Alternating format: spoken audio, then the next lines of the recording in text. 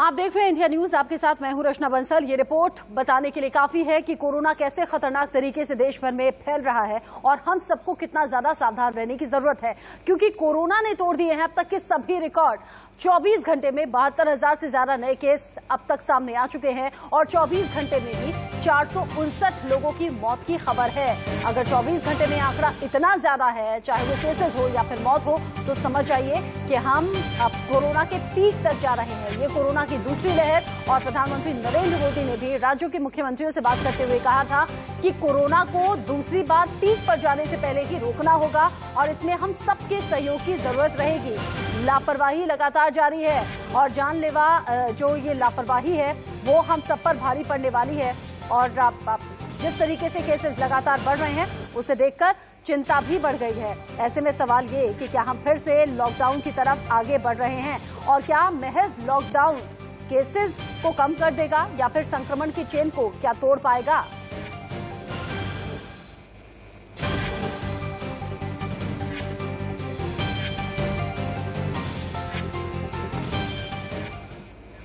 और corona cases जिस तरीके से बढ़ रहे हैं, इस पर बातचीत के लिए हमारे साथ दो खास मेहमान जुड़ गए हैं। हमारे साथ हैं डॉक्टर पी शरद चंद्रा, जो कि प्रोफेसर हैं और एम्स से हमारे साथ जुड़े हुए हैं, और साथ ही साथ डॉक्टर मंजरी त्रिपाठी हमारे साथ जुड़ गई हैं, आप जो हमें खास जानकारी कोरोना को लेकर देंगी।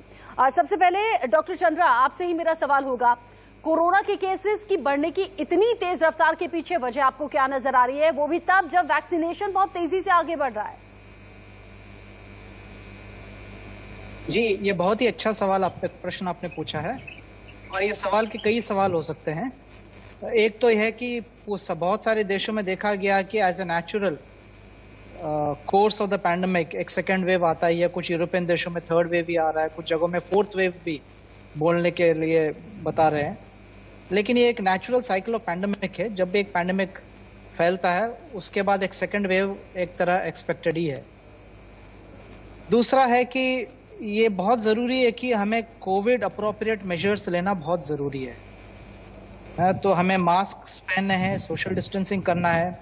आज के दिन में हमें ये पता चला है कि ये फोमाइट्स के जरिए ज़्यादा नहीं फैलता है। फोमाइट्स का मतलब है कि आपने कोई चीज़ को छू लिया, तो पहले बोल रहे थे कि कागज़ से फैल सकता है, लोहे की चीज़ में 1 दिन के ले सकता है, कागज़ में 2 दिन के लिए रह सकता है, इस तरह की सारी बातें चल रही थी।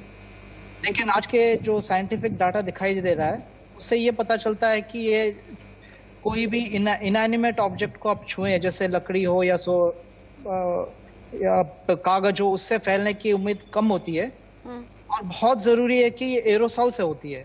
इसका मतलब है हमें मास्क पहनना जरूरी है, सोशल डिस्टेंसिंग रखना जरूरी है, और क्लोज्ड स्पेसेस में हमें बैठना अवॉइड करना बहुत जरूरी है। लापरवाही लेकिन लगातार हुई है डॉक्टर चंद्रा, ये लापरवाही हुई है। और अब चाहिए सब्जी के मार्केट में देख लें या फिर फेस्टिवल सीजन पे जो बाजारों में भीड़ थी उसमें भी हमने देखा, और होली पर तो लोगों ने ये सभी कोरोना प्रोटोकॉल्स को साइड पे रख दिया, जमकर होली मनाई, और उसके बाद ही संक्रमण में इतना ज्यादा उछाल हमने देखा है। 24 घंटे में 72,000 से ज्यादा केस और 459 लोगों की जान चली गई।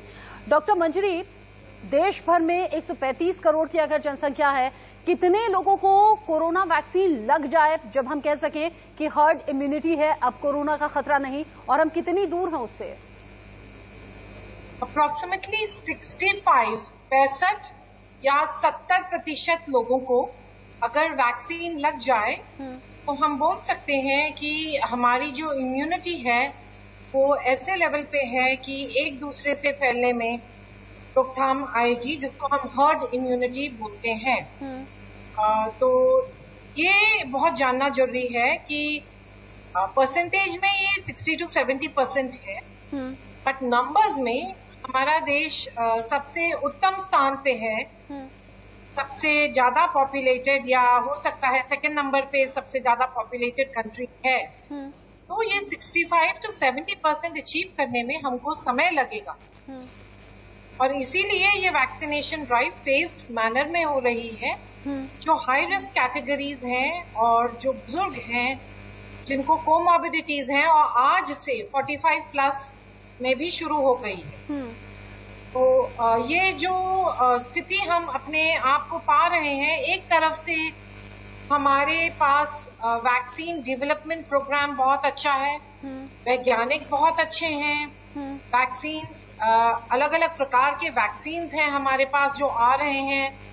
पर दूसरी तरफ पे चूंकि सदियों से कोई पॉपुलेशन पॉलिसी नहीं थी हमारी, पॉपुलेशन हमारी बहुत ह्यूज है और 60 to 70% वैक्सीनेट होने में हमको थोड़ा धैर्य बरतना पड़ेगा।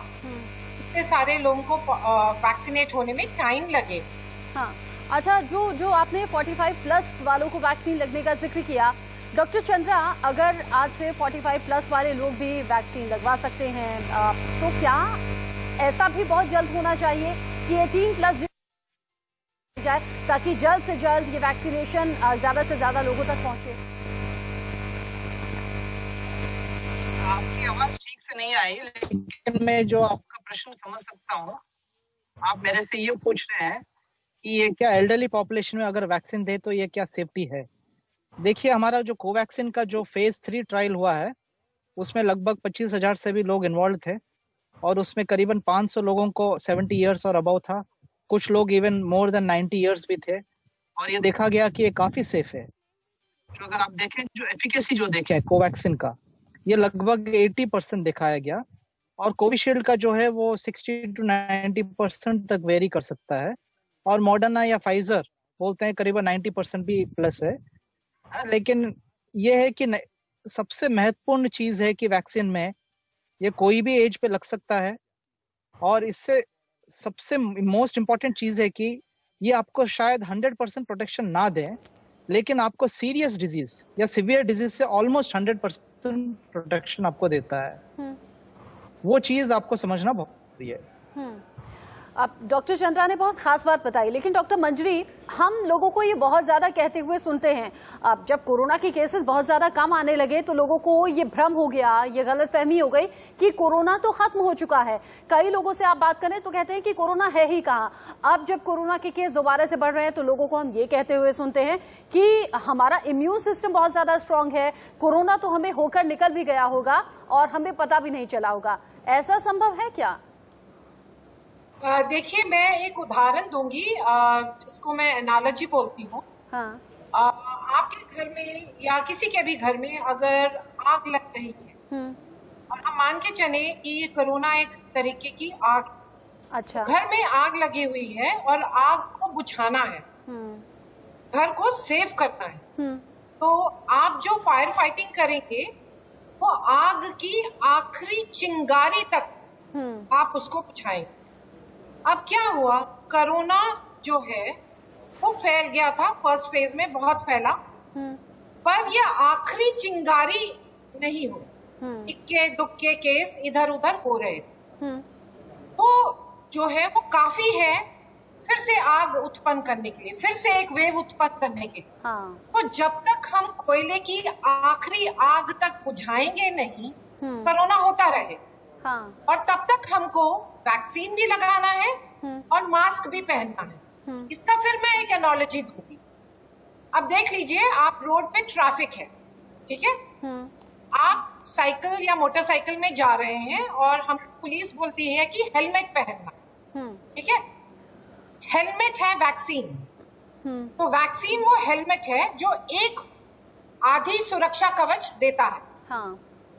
पर अगर हम सिर्फ हेलमेट पहन के हेवी ट्रैफिक में बीच रास्ते में इधर उधर क्रॉस करने की कोशिश करेंगे तो ट्रैफिक हमको लगेगा ही, क्योंकि हम सिर्फ हेलमेट पहन के बिना कोई सोच के इधर उधर चल रहे। वैसे ही ये ट्रैफिक है कोरोना। तो हेलमेट हमने पहन लिया है पर हम रोड पे मस्त घूम रहे हैं, तो वो ट्रैफिक हमको या कोरोना हमको लगेगा ही, क्योंकि ये कोरोना बहुरूपी है। ये कोरोना है जो बहुरूपी है। बहुरूपी मतलब एक रूप नहीं है, बिल्कुल, इसके बहुत रूप है और बदला भी है। कोरोना ने तो अलग अलग वक्त पर रूप बदला भी है, लेकिन ये जो कोरोना की सेकंड लहर है, ये जो दूसरी लहर है, वो बहुत ज्यादा खतरनाक है और इसमें केसेस की संख्या भी बढ़ रही है मौत की संख्या भी बढ़ रही है। और डॉक्टर चंद्रा से हम ये जानेंगे कि आखिर क्यों इस दूसरी लहर में कोरोना के केसेस बढ़ने की स्पीड इतनी ज्यादा है, मौत की स्पीड इतनी ज्यादा है, क्या ये नया स्ट्रेन हो सकता है? लेकिन उससे पहले हम चूंकि देश भर में आंकड़ों का जिक्र कर रहे हैं, 72,000 से ज्यादा केस 24 घंटे में सामने आना, 459 लोगों की मौत सिर्फ 24 घंटे में हो जाना, और जो सबसे ज्यादा प्रभावित है वो है महाराष्ट्र राज्य। महाराष्ट्र को लेकर खास जानकारी आपके साथ साझा कर लेते हैं, जहां जहां ज्यादा केसेस सामने आ रहे हैं या फिर कह सकते हैं ज्यादा खतरा जहां पर है, इसीलिए पूरे महाराष्ट्र में नाइट कर्फ्यू भी है। पुणे, मुंबई, नागपुर, ठाणे, नासिक, औरंगाबाद, नांदेड़ और अहमदनगर, ये वो तमाम जिले हैं जहां पर एहतियात ज्यादा बरतने के लिए कहा जा रहा है। ये वो तमाम शहर हैं जहां पर ज्यादा केसेस की संख्या सामने आ रही है, और इसीलिए उद्धव सरकार की तरफ से इशारा दिया गया, अगर अभी भी लोगों ने कोरोना प्रोटोकॉल्स को फॉलो नहीं किया तो वो दिन दूर नहीं जब लॉकडाउन की नौबत आ जाएगी। अब क्यों ये लापरवाही लगातार लोगों के जरिए हो रही है और कैसे जानलेवा ये महामारी हम पर भारी पड़ रही है, ये भी आप जान लीजिए। नए लक्षण क्या कुछ हैं, पुराने क्या कुछ थे, ये पहचान होना बहुत ज्यादा जरूरी है। नए लक्षण हैं डिहाइड्रेशन की शिकायत अगर है तो हो सकता है कोरोना का खतरा हो। पुराना लक्षण था आपको सर दर्द होता था, और ये समय के साथ बदल रहे हैं, जैसे डॉक्टर मंजरी ने जिक्र किया, कोरोना बहरूपिया है। नए लक्षण में उल्टी और दस्त का जिक्र है, जबकि पुराने लक्षण में सांस लेने में तकलीफ का जिक्र हो रहा था। नए लक्षणों में जोड़ों का दर्द भी है, अगर आप महसूस कर रहे हैं तो फिर टेस्ट कराइए। पुराने लक्षणों में छींक एक लक्षण था।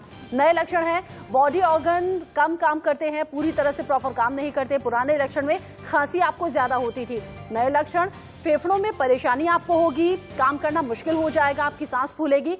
पुराने लक्षण में आपको बुखार आ रहा था, और ये बढ़ते वक्त के साथ लक्षण में बदलाव हुआ है। ये हमने आपको अलग अलग वक्त पर अलग अलग जानकारी दी है। अब ऐसे में देश भर में कोरोना का मीटर क्या कुछ कह रहा है, आप जानिए। आप कैसे ये संख्या लगातार बढ़ रही है, डेट वाइज हम आपको जानकारी दे दें। 27 मार्च 62,714 केस सामने आए, 28 मार्च ये आंकड़ा बढ़ गया, 68,020 केस हो गए। 29 मार्च जब 56,211 केसेस सामने आए, 30 मार्च 53,480। और इन दो डेट्स पर आप जिक्र अगर करेंगे तो ध्यान रखिएगा, होली इस दौरान थी, टेस्ट कम हुए इसीलिए केसेस की संख्या कम है, लेकिन मौत पर कोई रोकथाम नहीं हुई, मौत ज्यादा हुई। और फिर 31 मार्च की तारीख आती है होली के ठीक बाद, जब 72,330 केस सामने आए हैं कोरोना के संक्रमण से प्रभावित होने वाले। नए संक्रमण के जो केस हैं वो 72,000 को क्रॉस कर चुके हैं। सिर्फ 24 घंटे में 459 लोगों की मौत हो गई है। डॉक्टर चंद्रा, इससे पहले जो कोरोना की लहर थी उसमें खतरनाक स्थिति इतनी ज्यादा नजर नहीं आ रही थी, दिन लगे थे डबलिंग रेट में, दिन लगे थे केसेस के बढ़ने में। अब बहुत तेजी से यह आंकड़ा बढ़ रहा है, क्या नया स्ट्रेन इसकी वजह हो सकता है? इसके बहुत सारे कारण हो सकते हैं। अगर आप प्रीवियस हिस्ट्री में देखें, जैसे कि इन्फ्लुएंजा पैंडेमिक हुआ था 1900 में, वहां जब फर्स्ट वेव आया था सारे लोगों ने बहुत ही अच्छी तरह सुरक्षा ली थी, और फर्स्ट वेव में उनको ज्यादा मौतें नहीं हुई थी। सबसे ज्यादा मौत हुई थी सेकेंड वेव में, थर्ड वेव में, क्योंकि तब लोग उतना सुरक्षा नहीं ले रहे थे। लोगों का थोड़ा फॉल्स कॉन्फिडेंस आ जाता है, लोग समझते हैं कि ठीक है हम उतना चीजें फॉलो करने की जरूरत नहीं है। लोगों में एक तरह का कोरोना फैटिग भी आ जाता है, क्योंकि लोग सोचने लगते हैं मेंटली मैं कितने दिन तक ये करता रहूं। फिर सोशल मीडिया में बहुत कुछ चलता है, फिर लोग सोचते हैं कि फॉल्स इन्फॉर्मेशन आ जाता है, उनको लगता है कि हर समय मास्क पहनना जरूरी नहीं है, सोशल डिस्टेंस की जरूरी नहीं है। तो बहुत सारे कारण हो सकते हैं। वेरिएंट भी काफी कॉमन है। फिलहाल अभी हमें देखा गया कि 4 प्रकार के वेरिएंट हैं जो अभी फिलहाल घूम रहे हैं, तो अगर वेरिएंट्स भी आते हैं तो उसके वजह से भी ज्यादा फैलने की उम्मीद होती है। तो ये सारे कारण की वजह से हो सकता है कि जल्दी से फैल रहा हो, लेकिन ये कोई एक्सेप्शनल बात नहीं है। अगर हम हिस्टोरिकली देखें तो वर्ल्ड वाइड पैंडेमिक हुआ तो उसमें सेकेंड वेव पे और ज्यादा जल्दी से फैला हुआ था बीमारी, महामारी।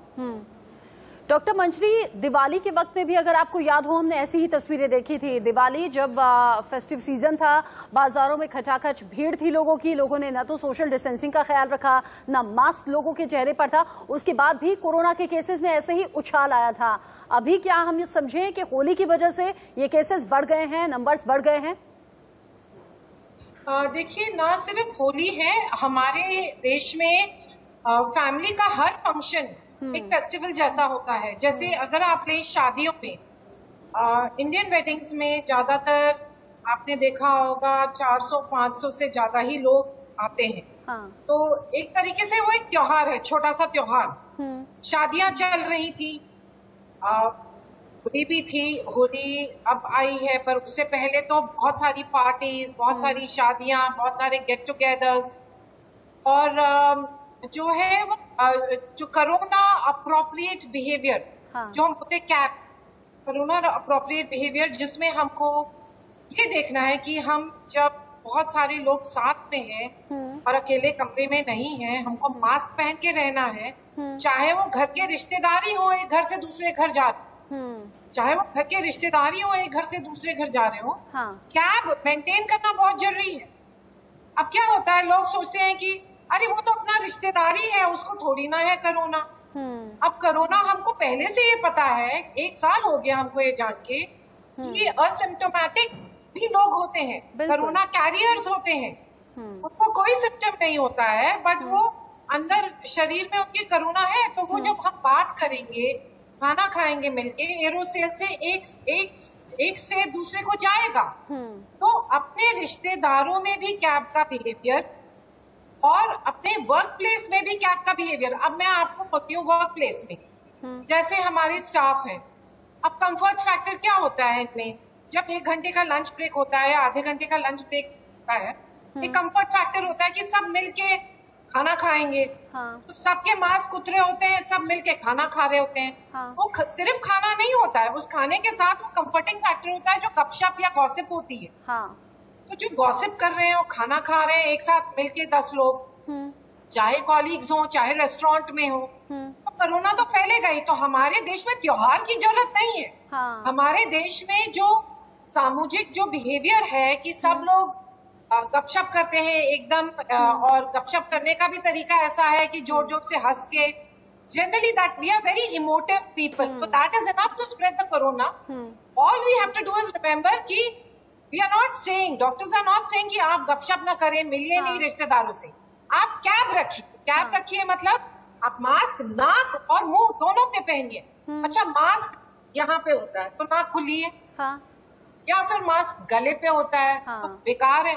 और 90% लोग ऐसे ही मास्क लगाकर घूमते हैं जिसमें फेस कवर नहीं, मुंह कवर नहीं होता, नाक कवर नहीं होती। लेकिन डॉक्टर चंद्रा, अगर मास्क का हम जिक्र कर रहे हैं और बार बार दर्शकों से कह रहे हैं कि मास्क आप पहनिए ही पहनिए, सोशल डिस्टेंसिंग रखिए ही रखिए, अगर हम सोशल गैदरिंग में हैं, सिर्फ मास्क क्या हमें बचा सकता है? साथ ही मुझे ये भी बताइएगा, क्या कोरोना सिर्फ गैदरिंग से फैलेगा या फिर वो दौर अभी भी जारी है कि टेबल पर टच मत कीजिए, कोरोना हो जाएगा, दरवाजे के हैंडल को टच मत कीजिए, कोरोना हो जाएगा? क्या अभी भी इस हद तक एहतियात बरतें? देखिए, जब कोरोना पहले शुरू हुआ था, काफी डर था कि हम सोच रहे थे, इसको फोमाइट्स बोलते हैं, जैसे टेबल को या दरवाजे को या कागज को हम इंग्लिश में उसकी एक टर्मिनोलॉजी है, फोमाइट्स बोलते हैं। तो हम उस समय सोचते थे कि शायद इसका स्प्रेड फोमाइट्स से भी होगा, लेकिन अभी रीसेंट साइंटिफिक स्टडीज ये दिखाया गया कि फोमाइट्स से उतना ज्यादा नहीं होता है। इसका मतलब नहीं है कि आप अपना हाथ नहीं धोएंगे या सैनिटाइजर यूज नहीं करेंगे जब भी बाहर से आएंगे, या जब भी आप अपना मुंह या नाक को छूना चाहते हैं, आपको हाथ धोने की बहुत ही जरूरी है। अभी ये देखा गया कि सबसे मोस्ट इम्पोर्टेंट स्प्रेड एरोसॉल से होती है। और अगर आप न्यूज में देखें, आप सुनते होंगे कि वहां पे शादी हुई थी, 20 लोगों ने मिलकर खाना खाया, 20 लोग पॉजिटिव हो गए। तो सबसे डेंजरस ट्रेंड है कि आप एक सोशल गैदरिंग में जाएं, एक क्लोज कमरे में बैठे, अपना मास्क नीचे कर लें और खाना खाएं, उससे ज्यादा सबसे ज्यादा एरोसॉल स्प्रेड होता है। और एयर कंडीशनिंग भी बहुत खतरा है। तो इसलिए सजेशन है कि अगर आपको जाना ही है सोशल डिस्टेंसिंग में, ओपन में रहिए, खाना खाना है आप अपने आप अकेले खाइए, किसके सामने मत खाइए, किसी से बात मत करिए, और जहां तक हो सके एसेंशियल बिहेवियर ही रखिए। जैसे कि हमारा है, हम हॉस्पिटल जाते हैं, हॉस्पिटल के बाद घर आ जाते हैं, बस जितना एसेंशियल है उतना ही बिहेवियर रखना, उतना ही। मतलब हमें समझना होगा कि हम अभी भी उस दौर में हैं जब हम लोगों से कहा करते थे घर पर रहिए, सुरक्षित रहिए। अगर बेवजह आप घर से निकल रहे हैं तो फिर कोरोना को न्योता दे रहे हैं। अगर घर में रहेंगे, बहुत ज्यादा जरूरी नहीं है तो घर में ही रहिए, अगर बहुत ज्यादा जरूरी कोई आपका काम है तो ही आप घर से निकलिए। साथ ही सावधानी उसी तरीके से रखनी है जैसे पहले कोरोना की लहर में हम कह रहे थे, मास्क लगाना है, हाथ बार बार धोना है, सोशल डिस्टेंसिंग मेंटेन करनी है, तभी आप बच सकते हैं, अपने परिवार को बचा सकते हैं। बहुत शुक्रिया डॉक्टर चंद्रा और डॉक्टर मंजरी हमारे साथ जुड़ने के लिए, हमारे दर्शकों के साथ ये खास जानकारी शेयर करने के लिए। लेकिन कुछ और जानकारी है जो हम दर्शकों के साथ साझा करना चाहेंगे। 15 ऐसे जिलों का जिक्र बार बार हो रहा है जहां कोरोना की खतरनाक रफ्तार है, और ये 15 जिले कौन कौन से हैं आप जान लीजिए। 2020 से ज्यादा केस यहां पर सामने आ रहे हैं, और ये कौन कौन से जिले हैं वो आप जानिए, जहां रोजाना 1230 केसेस मिल रहे हैं। अब ऐसे में दुर्ग, जो 2020 से ज्यादा केस यहां पर मिले हैं, केस हैं 310, और जो रोजाना केसेस मिल रहे हैं वो हैं 229। ये हम जिले वाइज आपको बता रहे हैं। नांदेड़ हुआ, दुर्ग हुआ, मुंबई हुआ, जहां पर रोजाना के केसेस बढ़ गए हैं। ये 2020 के केसेस आप देख रहे हैं, और ये अब के केस यानी कि 2021 के केसेस कैसे बढ़ गए हैं। अगर सूरत में 292 केस 2020 में मिले थे तो अब 677 मिल रहे हैं। नासिक जहां पर 1410 केस 2020 में मिले थे तो अब मिल रहे हैं यहां पर 2856 केसेस। इसी तरह से धुले का जिक्र है जहां पर केसेस की संख्या बढ़ गई है। नागपुर जहां पर 1854 केस मिलते थे वहां 3640 ये संख्या बढ़कर हो गई है। होशियारपुर जहां पर 2020 में 123 केस मिल रहे थे, लेकिन अब ये दोगुनी हो गई है रफ्तार, 248 केस। ठाणे 2020 में 2066 केस रोजाना मिल रहे थे, लेकिन अब ये संख्या बढ़कर हो गई है 3461। और इसीलिए हम बार बार कह रहे हैं 2020 के मुकाबले 2021 में कोरोना और ज्यादा खतरनाक और ज्यादा जानलेवा हो गया है, जिसका नतीजा है 459 लोगों की जान 24 घंटे में चली गई, और 24 घंटे में 72,000 से ज्यादा लोग संक्रमित हुए हैं। आपको सिक्योर रहना है, अपने परिवार को सुरक्षित रखना है, लेकिन सावधानी के साथ। उम्मीद करेंगे आप आज से ही सावधानी बरतना शुरू करेंगे। एक छोटे से ब्रेक का वक्त है, लौटेंगे।